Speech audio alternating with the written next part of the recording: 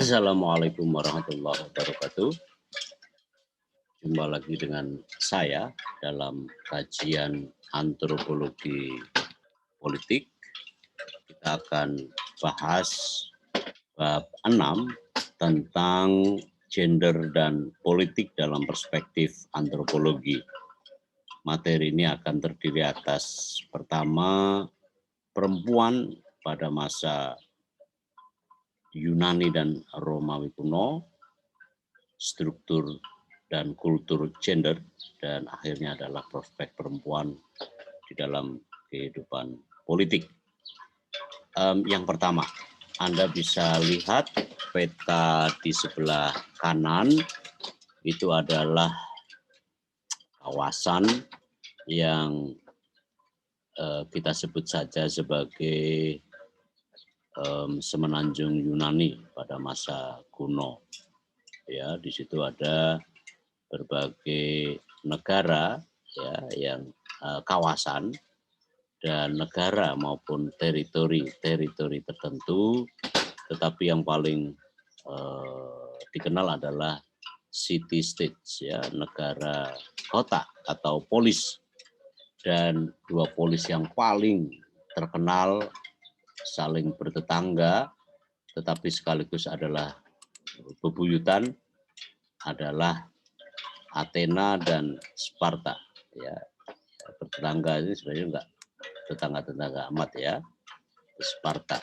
Nah, dari setting inilah saya akan menghantarkan kajian ini ke dalam hal-hal yang bersifat atau dalam dimensi bagaimana kehidupan maupun relasi perempuan pada masa itu. Kehidupan di semenanjung Yunani ya, pada masa Arkais, masa antara 9 sampai 6 abad sebelum Masehi, dalam situasi seperti yang Anda lihat di sebelah kanan. Masa Arkais adalah masa antara periode Mikenae dan periode klasik. Setelah Yunani lepas dari zaman kegelapan dalam sejarah mereka. Nah, tersebutlah dua negara kota yang ya sebenarnya bertetangga, saling bersaing, musuh bebuyutan. Yang saya sebut tadi adalah Athena dan Sparta. Ini adalah negara kota yang cukup menonjol dari sekian negara kota yang ada. Di Athena akhir abad ke-6 sebelum Masehi, kekuasaan dijalankan menurut prinsip demokrasi. Demokrasi yang baik ya pada waktu itu dan diakui dalam sejarah demokrasi di dunia ini. Nah, sistem demokrasi ini dibangun oleh pemimpin namanya Cleanthes. Ya, setelah menggulingkan Hippias sang tiran pada masa itu. Kehidupan demokrasi kemudian dibentuk, dibangun gitu ya. Dan akhirnya memang dibandingkan dengan Athena ya, dibandingkan dengan Sparta, Athena lebih demokratis. Kendatipun secara kekuatan Athena kalah oleh Sparta. Yang kemudian akhirnya ya inilah dalam peperangan yang sangat terkenal ya yang disebut peperangan Peloponnesia Wars ya, 435 sebelum Masehi antara keduanya gitu ya. Lalu dimenangkan oleh Sparta. Nanti kita lihat kenapa Sparta memenangkan peperangan tersebut dalam perang Peloponnesian tahun 435 sebelum Masehi. Penduduk Athena berhak memilih dalam jabatan strategos. Jabatan yang harus diisi oleh 10 hakim terpilih dan para jenderal. Kaum perempuan, ini sesuai dengan topik kita, statusnya ditempatkan tidak lebih dari sekedar budak dan non warga negara, dan dia tidak memiliki hak untuk memilih dalam lembaga strategos.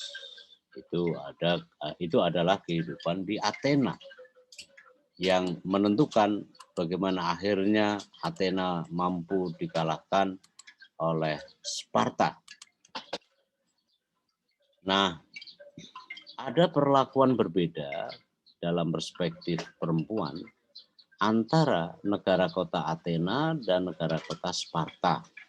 Nasib perempuan Athena tidak sebaik di Sparta. Ada diskriminasi di Athena ketimbang di Sparta. Perempuan Athena dianggap lebih rendah daripada budak. Ya. Lalu perempuan Sparta justru merdeka, bahkan hingga diizinkan memiliki properti, ya, memiliki hak pribadi yang menurut para ahli itu penting untuk mengukur sejauh mana bahwa kedua negara kota memang berbeda di dalam cara memperlakukan terhadap perempuan. Nah, ada beberapa poin yang ingin saya sampaikan untuk bagaimana saya menguraikan mengenai kehidupan di kedua di kedua negara kota itu. Pertama, kehidupan publik. Perbedaannya, di Sparta, perempuan yang sudah menikah diizinkan bebas bepergian. Sedangkan para perempuan di Athena tidak memiliki kebebasan, terlebih setelah mereka bersuami. Jikapun mereka harus keluar rumah, mereka wajib didampingi oleh suaminya saat mereka bepergian. Gambaran yang cukup jelas mengenai kehidupan perempuan di ranah publik. Saudara, bahwa yang dua, perempuan dan pernikahan. Peran utama perempuan pada masa Yunani kuno ialah melahirkan anak-anak. Utamanya ya diharapkan mereka melahirkan anak laki-laki. Itu umum ya di Yunani pada masa itu. Nah, di Sparta kaum perempuan yang melahirkan anak laki-laki dianggap ya bergengsi, menaikkan status sosial masyarakat, status sosial warga yang melahirkan anak laki-laki. Itu di Sparta. Sparta adalah musuh bebuyutan dari Athena. Gitu ya. Berikutnya ada gengsi di tengah masyarakat jika perempuan berhasil menjadikan anak lelaki mereka secara gentleman. Ya. Itu anggapan umum pada masa itu. Kelak di Sparta, ketika anak berusia 7 tahun, ya anak laki-laki tadi itu akan diambil, akan diasuh oleh negara. Untuk apa? Untuk wajib militer. Ya, apalagi anak lelaki yang sehat dan kuat akan dipelihara oleh negara untuk wajib militer, gitu ya. Nah, wajib militer itu yang kemudian nanti akan dilatih sebagai prajurit. Cara paling sah untuk melahirkan anak adalah melalui pernikahan. Itu kata ketentuan pada masa Yunani kuno, terlebih ada di Sparta, yang berlaku di Sparta. Yang ketiga, saudara-saudara, poin ketiga, peranan perempuan di rumah tangga. Di Athena, tanggung jawab perempuan adalah mengurusi rumah tangga. Urusan-urusan domestik adalah ya ranahnya dari para ibu-ibu. Sedangkan tanggung jawab urusan pria ada di luar rumah, urusan publik. Seperti ya mengabdi di rumah tangga barak-barak militer. Itu di Athena. Jadi perempuan di Athena sekedarlah urusan domestik, ya domestik. Ya, di luar itu urusan publik, maka itu menjadi ranahnya kaum laki-laki. Nah, tanggung jawab domestik perempuan Athena adalah, ya itu tadi, itu ya seperti kita zaman sekarang ya sebagian besar ya menyiapkan makanan, memasak tentu saja, membersihkan rumah, menyusui, mengasuh dan membesarkan anak-anak mereka. Lalu baru ya tanggung jawab itu berada sepenuhnya di kaum perempuan. Di Sparta ini beda ya di Sparta ya, perbedaan antara keduanya. Di Sparta negara bebuyutan Athena itu gitu ya. Negara melatih para perempuan. Ini dia, melatih perempuan kegiatan-kegiatan fisik bahkan. Karena orang Sparta atau Spartan meyakini bahwa perempuan yang kuat akan melahirkan para prajurit negara yang juga akan kuat. Gitu. Jadi perempuan di Athena, di Sparta, itu juga berurusan dengan urusan-urusan publik. Tidak seperti di Athena yang melulu untuk urusan-urusan di domestik. Ya, ini perbedaan yang sangat mencolok di antara kedua negara kota ini. Kekuatan Sparta ditopang oleh kekuatan dan kualitas perempuan.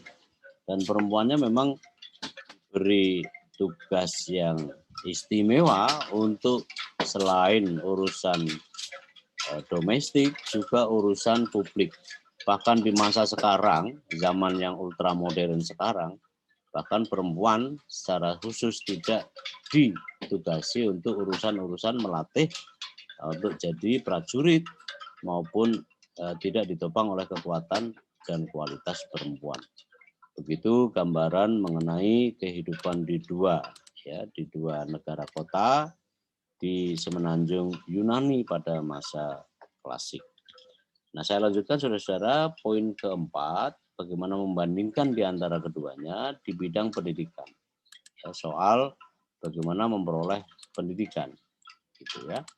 Perempuan Athena memperoleh pendidikan di rumah, domestik lagi, sedangkan pria bersekolah di sekolah-sekolah formal.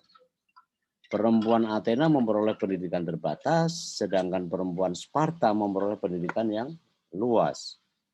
Nah, ada pembagian tugas dalam keluarga pasangan suami istri di Sparta. Istri mengelola keuangan dan rumah tangga, sekaligus juga suami mengabdi sebagai prajurit negara. Ya. Nah, negara kota Sparta memberi kesempatan perempuan untuk berkembang. Satu di antaranya menguatkan kedudukan rumah tangga termasuk dalam bisnis mereka. Kaum Spartan, alam pikiran Spartan, mengatakan bahwa ini dia hebat ya, negara yang kuat dan bertahan hanya mungkin jika perempuannya juga kuat dan cerdas. Luar biasa. Luar biasa. Selama ini saya termasuk orang yang mengagumi Athena, tetapi rupanya dengan kenyataan ini saya agak melihat bahwa Athena bukan satu-satunya yang terbaik, ya. Tapi Sparta juga lebih baik dalam kaitan dengan ini. Perempuan yang kuat dan cerdas karena itu menopang rumah tangga dan anak-anak yang cerdas. Masuk akal ya. Rumah tangga kuat menguatkan masyarakat. Institusi rumah tangga yang diperankan oleh perempuan maka akan menguatkan institusi masyarakat. Dalam pemikiran Spartan, kehidupan rumah tangga yang akan abadi jika perempuan diberi kesempatan berkembang. Karena muskil hanya mengandalkan suami lebih banyak ketika mereka berada di luar rumah. Sparta dengan demikian berhasil memperkuat negara dengan basis, ini dia penting, rumah tangga dan perempuan sebagai pilarnya. Luar biasa ya. Itu gambaran 4 variabel atau 4 poin dalam kita melihat peta perlakuan dalam perbandingan antara Athena dengan Sparta. Nah, saudara-saudara, memang ini panjang ya sejarah Athena dan Sparta di Yunani kuno, karena keperluan ini adalah keperluan untuk mengkaji soal perempuan, maka saya sudahi untuk kajian perempuan di Yunani kuno. Kita masuk era klasik yang lain adalah Romawi kuno. Pada mulanya hak kaum wanita di Roma kuno mirip dengan di Yunani kuno. Sepanjang 500 tahun Roma di bawah Republik, para perempuan Romawi dapat bepergian belanja, ngobrol dengan sesamanya, mengunjungi kuil, tanpa perlu izin dari suami. Mereka memperoleh cukup kebebasan. Ya. Di bawah kekaisaran Romawi, hal yang sah bagi perempuan untuk memiliki tanah, menjalankan bisnis, memelihara budak gratis, membuat wasiat, mewarisi kekayaan, dan memperoleh pekerjaan yang dibayar. Mereka menikmati kebebasan yang jauh lebih banyak daripada perempuan pada masa Yunani kuno. Itu ya, jadi perlakuan perempuan di era Romawi kuno. Nah, itu jadi titik berangkat kita, penjelasan saya tadi. Nah, kita masuk ke dalam struktur dan kultur gender. Nah, saudara, perkembangan kajian gender dan politik dalam perspektif antropologi ditempuh melalui sekurang-kurangnya 3 fase. Fase pertama, fase revolusioner pertama, ya, dimulai pada 1960-an, dekade 1960-an, yang ditandai oleh pengakuan para antropolog tentang adanya bias laki-laki dalam penulisan dalam penulisan etnografi dan teori antropologi pada umumnya. Ini adalah fase pertama, fase yang memperlihatkan betapa betapa fase ini masih diliputi oleh pengakuan adanya gender bias dalam penulisan etnografi dan penulisan teori-teori antropologi. Yang segera nanti kita juga akan lihat di mana letaknya. Bias laki-laki tampak saat antropolog membahas konsep kekerabatan dan pernikahan. Ya. Kajian yang lebih menonjol adalah perspektif suami atau ayah ketimbang perspektif istri, gadis, atau kaum perempuan pada umumnya. Dan juga bahwa dalam bentuk ekstrim, posisi perempuan dianggap subordinasi di depan ordinasi kaum lelaki dalam kajian-kajian antropologi pada level yang paling awal. Fase ini ditandai oleh adanya bias gender kajian antropologi. Itu yang pertama. Yang berikutnya, bias gender dalam konsep kekerabatan dan perkawinan itu tergambar misalnya perempuan ditampakkan lebih pasif dan tidak berdaya ketimbang kepentingan laki-laki. Itu yang diakui gitu ya. Ya. Kemudian yang berikutnya bahwa perempuan lebih banyak menyerahkan segala hal ihwal kekerabatan dan perkawinan kepada suami atau kepada ayah. Ya, dalam penulisan yang dimaksud tadi itu ya. Ini dia nomor 3 ya, ketiga ya, bahwa kepentingan perempuan cukup diwakilkan secara absolut kepada suami atau ayah mereka. Jadi mereka diperwalikan oleh kepentingan kaum lelaki. Jadi ini sangat patriarki sekali ya pada masa-masa itu gitu ya.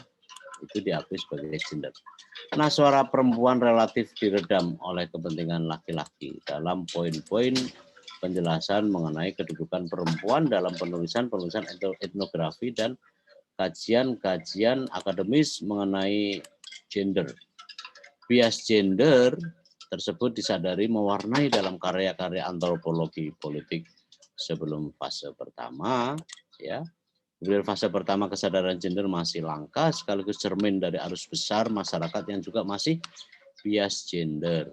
Jadi apa yang ditulis oleh para antropolog generasi pertama itu sebenarnya refleksi dari keadaan masyarakat yang sebagian besar masih atau dominan masih bias gender. Nah, fokus riset di dalam tentang perempuan dan efek-efeknya masih menyebut mengenai perempuan ke dalam belum mainstream gitu. Nah, saudara, saya lanjutkan ke fase kedua. Fase ini mengupas, menyebut mengenai memudarnya minat terhadap kajian faktor biologis dan mengalihkan perhatiannya pada perempuan dan gender. Itu fase kedua yang cukup penting. Gender tidak sama dengan jenis kelamin, kajiannya pada waktu itu kendati pun memiliki identitas yang nyaris dengan entitas seksualitas. Dan hal ini saudara-saudara merupakan konstruksi sosial. Karena misalnya seks adalah bagian dari bahasan mengenai gender. Jadi itu masih bias gendernya masih terasa. Gender itu bersifat relasional. Artinya bahwa gender berada dalam keterlibatan antara pria dan perempuan. Ini adalah konstruksi sosial akibat budaya patriarki yang menempatkan perempuan dalam subordinasi kaum pria.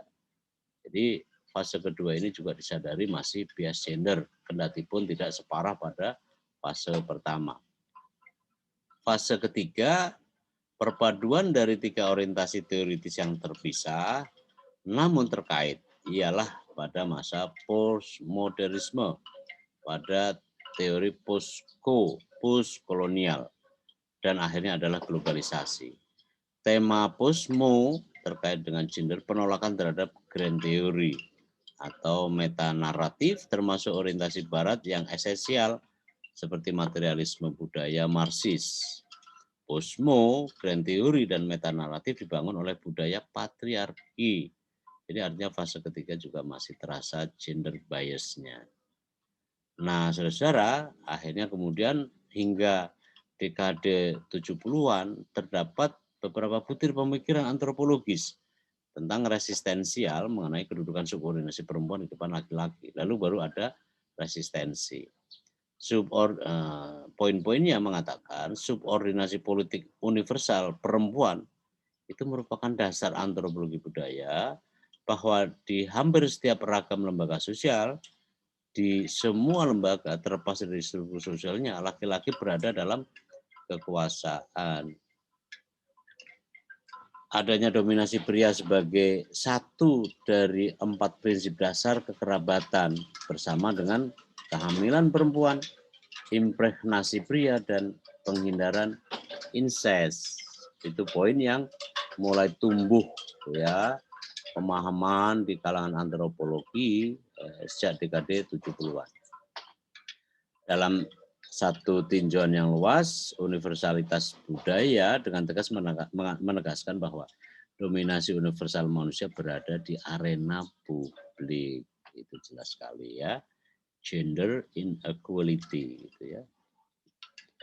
Nah, sampai era 1980-an, teori standar untuk evolusi Homo sapiens menekankan perburuan kooperatif, menempatkan patriarki sebagai latar dari adanya bias gender dalam keluarga rumah tangga Homo sapiens. Ini kajian yang menarik.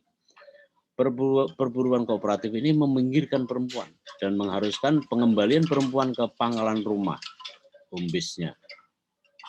Perempuan diharuskan oleh budaya patriarki sekedar mencari makan dan merawat anak-anak. Ini tahun 80-an, dasawarsa 80-an. Kaum pria berada di sektor publik, yakni menciptakan peradaban baru dalam strategi berburu. Kaum laki-laki mengklaim satu-satunya sebagai pemburu, ketimbang kaum perempuan yang bahkan ditempatkan sekadar sebagai peramu. Peramu adalah mengumpulkan makanan di rumah-rumah mereka. Ya, sampai tahun 80-an masih terasa bias gendernya, kendati pun tidak separah pada masa-masa sebelumnya. Dalam perspektif antropologi, perbedaan gender seringkali dikaitkan dengan perilaku bawaan. Itu dia. Salah ya, jawabannya karena bekerjanya dua perspektif dasar. Sekolah biologi kultural, yakni kemapanan pandangan bahwa seluruh ketidakadilan gender akibat sosialisasi anak-anak sebagai hasil dari belajar menurut budaya setempat, budaya yang berlaku pada waktu itu. Padahal sekali lagi gender itu adalah konstruksi sosial belum tentu merupakan kebenaran. Karena konstruksi sosial itu diciptakan oleh pencipta dari konstruksi sosial itu siapa? Ya laki-laki. Itulah kemudian muncul istilah atau terminologi atau konsep patriarki. Nah, kedua, sekolah siap belajar ialah ketidakadilan gender akibat sosialisasi anak-anak di tengah-tengah budaya patriarki yang melanggengkan kekuasaan kaum pria dan hasil akhir dari belajar yang mapan dipersiapkan oleh kaum pria. Dikaitan dengan ini, saudara-saudara, saya semasa SD, saya di madrasah, buku-buku paket dari P dan K pada waktu itu selalu memberi contoh bacaan itu, misalnya, ya saya masih ingat sekali, ya, bapak pergi ke sawah, ibu memasak di dapur, ya kan? Itu bias gender. Tono pergi ke sawah, Tini membantu ibu memasak di dapur. Nah, itu bias gender. Nah, itu diciptakan karena dua hal. Pertama, sekolah biologi kultural. Jadi kultur itu akhirnya membiaskan gender dan melalui perspektif biologi. Yang kedua, akhirnya persekolahan juga mendukung terhadap adanya bias gender. Seperti yang tadi saya contohkan tadi itu. Nah, efek dari dua perspektif ini, ya, efek dari dua perspektif inilah kemudian melahirkan gegar gender. Ya, dengan beberapa efek kerugian sebenarnya. Satu, menguatkan asumsi bahwa kedudukan sosial pria lebih tinggi ketimbang perempuan. Sampai hari ini juga masih terasa sebenarnya. Yang kedua, marginalisasi perempuan terhadap peranan perempuan. Yang ketiga, beban ganda perempuan. Ya, akhirnya nakal sekali kaum laki-laki ya. Kadang-kadang kalau ekonomi tidak bisa, maka perempuan diajak juga sebagai pencari sumber perekonomian. Yang paling dirugikan oleh keadaan suami yang tidak mampu memenuhi kebutuhannya itu adalah perempuan. Itu yang dimaksud dengan double burden. Kekerasan perempuan akhirnya dibuat semena-mena. Konstruksi sosial yang mapan dan menggambarkan betapa lemahnya perempuan dalam konstruksi sosial itu. Pelabelan negatif perempuan, ya, macam-macam ya. Tidak enak. Ya, peradaban manusia modern selalu gender mainstreaming. Tidak pada waktu itu. Terdapat 4 karakteristik gender dalam kajian antropologi. Dengan demikian, studi tentang keseragaman lintas budaya, pengamatan perilaku bayi, perbandingan dengan primata yang lebih tinggi, dan deskripsi karakteristik fisiologis dalam kajian antropologi. Nah, dari keempat faktor tersebut, riset antropologi antara lain menunjukkan simpulan-simpulan. Ada kesamaan hasil riset. Jika anak laki-laki dan anak perempuan diberikan kesempatan yang sama, maka dihasilkan perilaku anak laki-laki dan perempuan yang sama kuatnya untuk survive di lingkungan sekolah. Jadi sebenarnya ya itu tadi karena konstruksi sosial yang diciptakan oleh laki-laki, ya ini dibantah oleh asumsi, oleh aksiomatika yang mengatakan bahwa perempuan sebenarnya bisa eksis lebih dari sekedar laki-laki kalau diberi kesempatan. Ada perbedaan hasil riset juga. Kecenderungan anak laki-laki lebih agresif dan kompetitif. Sedangkan kecenderungan anak perempuan lebih integratif, lebih dari sekedar agresif, yakni kecenderungan sifat kasih sayang, mau berbagi, kooperatif, dan sejenisnya, hal-hal yang positif. Nah, saudara-saudara, perempuan dalam kekuasaan politik secara antropologis ada sejumlah model stratifikasi ya pada 3 lapisan masyarakat di bawah ini misalnya. Pertama, ini contoh bagaimana kengawuran dari patriarki. Masyarakat Iroquois di Amerika Serikat Timur Laut ya menyatakan begini. Perempuan memiliki status kekuasaan yang lebih tinggi daripada laki-laki. Tahu kan? Struktur masyarakat mengenalkan kompleksitas supremasi pria, namun peranan perempuan diakui sebagai aktor penting dalam pengambilan keputusan setempat. ya, kajian yang menarik ini sebenarnya. Kedua, masyarakat di Shipswine di Kanada Utara.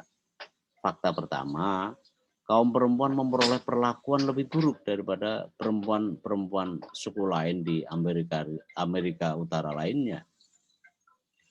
Fakta kedua menyatakan kaum perempuan justru memperoleh perlakuan istimewa dalam ritus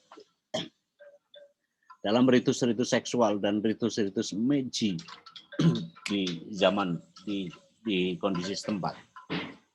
Ya. Jadi artinya sebenarnya tidak serunyamnya. Lalu saudara-saudara, ketiga, masyarakat ACTA di Luzon, Timur Laut, Filipina, ya, tetangga kita. Kedudukan perempuan dianggap penting, terutama dalam struktur budaya kerja, berburu dan meramu. Perempuan punya keahlian lebih baik daripada pria dalam berburu ini ya, berburu bukan berburu, menangkap ikan dan meramu, mengumpulkan makanan. Akibat kemahiran kaum perempuan dalam berburu menentukan peranan yang lebih penting dalam formasi pengambilan keputusan dibandingkan dengan bahkan pria. Ya, itu menarik ya. Perempuan setempat memiliki posisi kunci dalam pemilu di Filipina, antara lain menentukan elektabilitas calon legislatif dan senator negara bagian dalam penyelenggaraan pemilu di Filipina.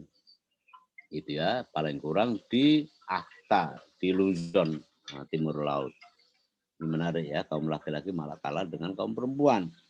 Dan sebenarnya kalau begitu, bias gender itu tidak melulu terjadi, tetapi kajian-kajian antropologis menunjukkan bahwa kaum perempuan pun punya peranan yang lebih daripada laki-laki. Simpulan-simpulan dari keterangan di atas ya, saudara-saudara, secara biologis kaum perempuan masih terkesampingkan oleh kaum pria yang seluruhnya berpangkal pada budaya patriarki. Sedangkan budaya patriarki adalah hasil konstruksi sosial. Siapa pencipta dari konstruksi sosial? Tidak lain dan tidak bukan adalah kaum pria. Secara struktural sosial politik, dengan gambaran di atas, faktor-faktor adat dan karakter masyarakat setempat itu memengaruhi intensitas gender dan peranan perempuan, gitu ya, secara struktur sosial. Untuk seluruhnya itu, baik secara biologis maupun struktur sosial politik, menguatkan konstruksi sosial, masih menguntungkan konstruksi sosial yang menguntungkan konsep patriarki. Lawelen ya, Lawelen itu adalah antropolog politik. Nah, saudara, kita masuk ke bagian akhir proses perempuan pada kehidupan politik. Nah, saudara, jika ditinjau dari perkembangan ilmu antropologi, terdapat perkembangan kajian, terutama sejak dasawarsa 70-an, bahwa antropologi feminis mendominasi kajian. Dari semula mengambil subjek perempuan, namun seiring dengan kajian gender mainstreaming, maka subjek berkembang menjadi tentang perempuan. Kalau dulu bersifat untuk perempuan, gitu ya, mana for woman, ya, maka sejak era 1980-an tentang perempuan, about woman, gitu. Itu yang pertama.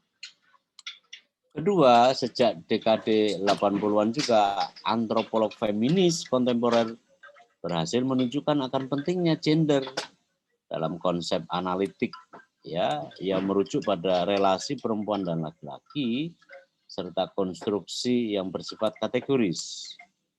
Nah, di Indonesia dalam perkembangannya kajian gender berkembang baik bahkan menjadi variabel dalam pengambilan keputusan pemerintahan dan menjadi perhatian organisasi masyarakat sipil. Ingat ya, instruksi Presiden nomor 9 tahun 2000 tentang mainstreaming gender dalam pembangunan nasional itu diperkenalkan dan menjadi satu keharusan. Siapa menteri yang pada waktu itu ialah Menteri Khafifah Indar Parawansa yang sekarang jadi Gubernur Jawa Timur, dan pada masa kepemimpinan Presiden Abdurrahman Wahid memang Gus Dur ini banyak meletakkan ya beberapa kehidupannya lebih beradab dibandingkan dengan masa-masa sebelumnya, dan karena itu memang ini legacy ya, legacy dari Presiden Gus Dur terhadap pembangunan gender.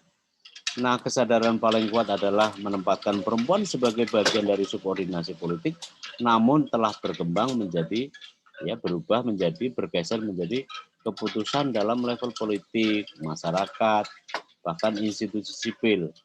Kendati faktanya memang belum memuaskan, tidak apa-apa, tapi sudah ada peletakan terhadap dasar-dasar gender mainstreaming.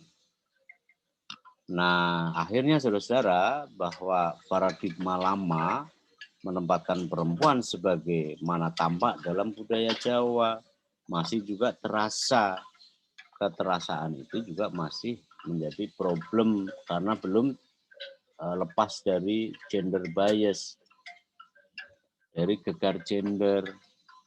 Ya, misalnya dalam pelaksanaan fungsi merias diri, berdandan, berbusana sebaik-baiknya yang dirumuskan ya di konstruksi budaya di Jawa masih terasa bahwa perempuan itu ranahnya adalah ranah maca, merias, mana, berana, masa, ya itu maca, mana, masa.